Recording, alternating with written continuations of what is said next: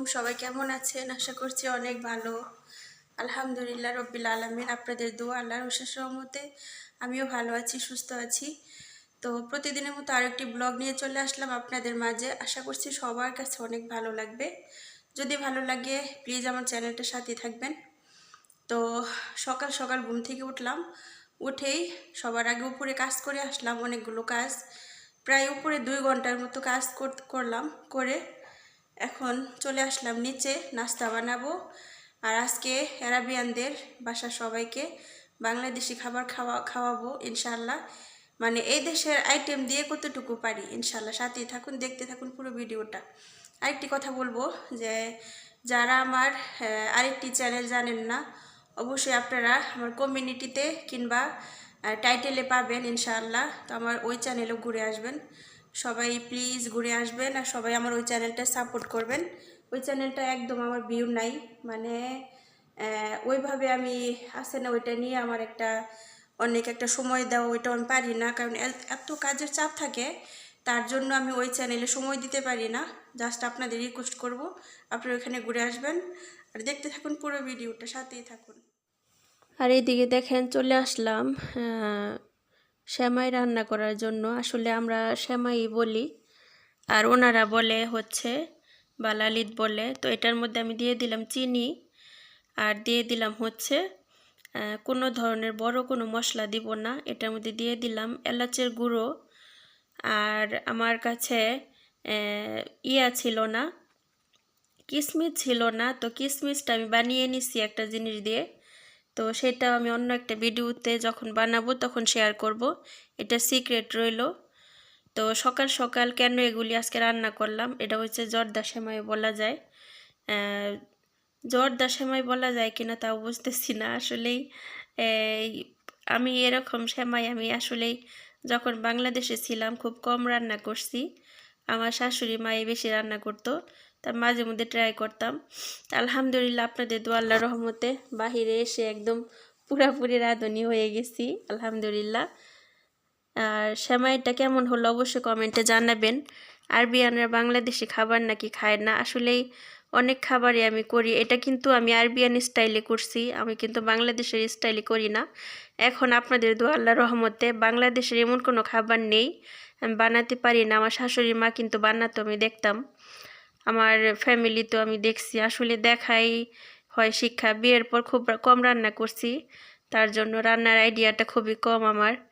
তারপরেও আমি মনে করি যে বিদেশে এসে রান্নার অনুমানটা আমার ভালো হয়েছে আলহামদুলিল্লাহ। কেমন লাগলো এই সেমাইটা অবশ্যই কমেন্টে জানাবেন। আর এইখানে দেখেন অনেকগুলো ঢেঁড়স আনছিল, এই ঢেঁড়সগুলো সুন্দর করে আমি কেটে তারপর এভাবে রেখে দিলাম। কারণ অনেক সময় তরকারি, আমাদের বাসায় বেশি তরকারি খাওয়া হয় ঢেঁড়সের। ওনারা বলে ঢেঁড়সের নাকি ক্যালসিয়াম আছে।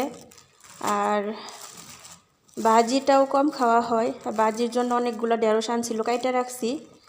তো এখন এই যেগুলো হচ্ছে বাড়তি ঢেঁড়স। তো ম্যাডামকে বলছিলাম যে ম্যাডাম এই ঢেঁড়সাই নেন, কাইটা ফ্রিজে রাখবো নি।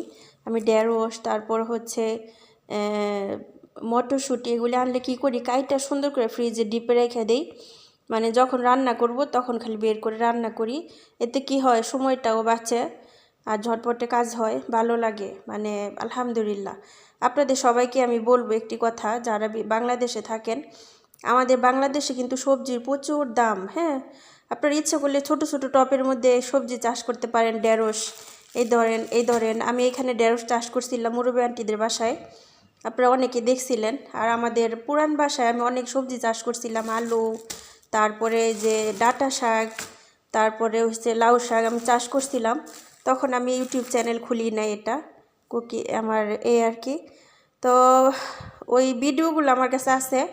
আপনারা যদি কমেন্ট করেন তাহলে আমি কমেন্টে আপনাদের যদি কমেন্ট করেন যে আপু তোমার আলু চাষ করার ভিডিওগুলো তুমি শেয়ার করো, আমি অবশ্যই আপনাদের সাথে শেয়ার করব। ওই ভিডিওগুলি আমার কাছে আছে।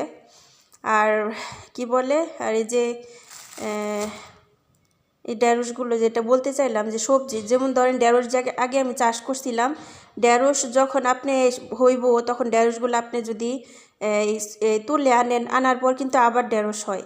ঠিক আছে। গাছটা যদি যত্ন করে রাখেন তাহলে কিন্তু ঢেঁড়সটা আবার হয়। এইটা কিন্তু ঢেঁড়স গাছের একটি বড় একটা নিয়ামত। যেমন ঢেঁড়স আপনি একটা তুললেন আবার একটা হইতেছে। এইসব ধরনের সবজি আপনারা চাষ করবেন, ঠিক আছে। চাষ করলে কি হয় যে এটা আপনি খাচ্ছেন। যেমন আছে কুই শাক আছে, কুই শাক কিন্তু আপনি যতই পাতা তুললেন, শাক তুললেন, কুই শাক কিন্তু আবার শাক হইতেছে যদি গাছটা বেঁচে থাকে, ঠিক আছে। এগুলো আপনারা করবেন যেন নিজের টাকাটা একটুই হয়। আমার আশা আছে যখন আমি দেশে যাব তখন আমি নিজের ঘরের যতটুকু পারি সবজি চাষ করব। এতে আমার ঘরের যতটুকু জায়গা থাকে আর কি, ইনশাআল্লাহ। তো আল্লাহ যদি আমার বাঁচায় রাখে, ইনশাআল্লাহ আল্লাহ আমার নেক আশাগুলো যদি পূরণ করে, তো এটা আপনাদের জন্য একটা মেসেজ ছিল, এটা তো বললাম। এখন বাকিটা আপনাদের ইচ্ছা। কেউ কেউ মানে একটা কথা কি, অলসতা কিন্তু মানুষের জীবনটা অন্যরকম করে। আপনারা যদি একটু লড়ে চড়ে যদি এগুলি চাষ করেন, আপনাদের শরীর স্বাস্থ্য ভালো থাকবে, ভিতরে একটা শান্তি আসবে, ফ্রেশ একটা খাবার খাবেন। এই যে আমরা দোকান থেকে বা বাজার থেকে কিনে খাই, ওটা কি করে মাঝে মধ্যে পানির সাথে মেডিসিন মিক্স থাকে, এমন ছিটায় পানিটা দেয়, ওটার মধ্যে মেডিসিন থাকে। আপনি ঘরে করলে একদম ফ্রেশ খাবার পাচ্ছেন। তো যাদের কাছে ভালো লাগে তারা অবশ্যই কমেন্টে জানাবেন, ইনশাআল্লাহ। তো যাই হোক, এখন আমি সবগুলো ডিপে রেখে দিব, এই আর কি। এই যে ডিপটা একদম একদম ফুল। তো তারপরেও একটু জায়গা বের করছি যে আপনাদের দেখায়, আপনারা বলবেন যে আপু তুমি মিথ্যা কথা বলো না। এই যে দেখেন ঢেঁড়স কাইটা রাখছি আমি ভাজির জন্য এগুলি। আবার এই যে আছে এখানে মটরশুঁটি, অনেকগুলো মটরশুঁটি এখানে আছে, ভিতরেও আছে, হ্যাঁ ভিতরেও আছে। তো যাই হোক, এগুলি রেখে দেই।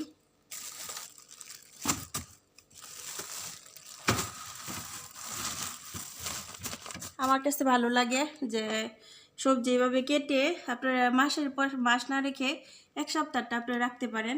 এতে নষ্ট হবে না সবজিটা, ঘরে থাকলে যে অনেকে নষ্ট করে ফেলে ওইটা হবে না আর কি। তো যাই হোক, আর এইদিকে দুপুরের জন্য রান্না চড়াই দিছি চুলায়। এদিকে আমি সবজি ডাল রান্না করলাম, আর সবজি ডালের পাশাপাশি আছে হচ্ছে সাদা ভাত এইখানে। তো আজকে হালকা হালকা খাবার, একদমই বেশি নেই। তারপর এখানে রান্না করতেছি টমেটো দিয়ে চিংড়ি মাছের হালকা ঝোল। তো এটার মধ্যে শুধু ম্যাজি মশলা আছে, এছাড়া কোনো ধরনের মশলা দেওয়া হয় নাই। ইভেন এটার মধ্যে রসুনও দেওয়া হয় নাই।